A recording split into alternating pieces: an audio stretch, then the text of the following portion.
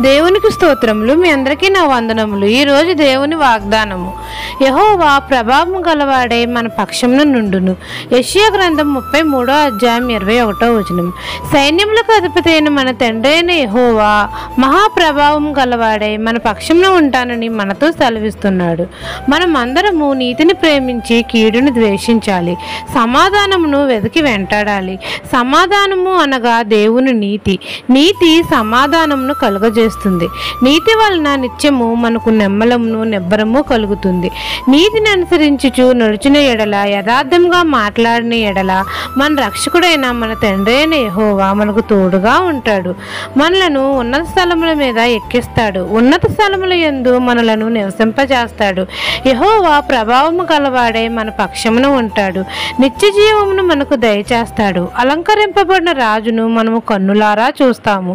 సియోను పట్టణంలో మనం అందరము నిమ్మలము కలిగి జీవిస్తాము. యెహోవా మనకు న్యాయాధిపతిగా ఉంటాడు.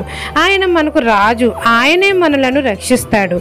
ఈ దిన వాగ్దానం మీ నా జీవితంలో నెరవేరాలని కోరుకుంటూ దేవుని సువార్త పరిచర్యలో మీ సహోదరి. ఆమెన్.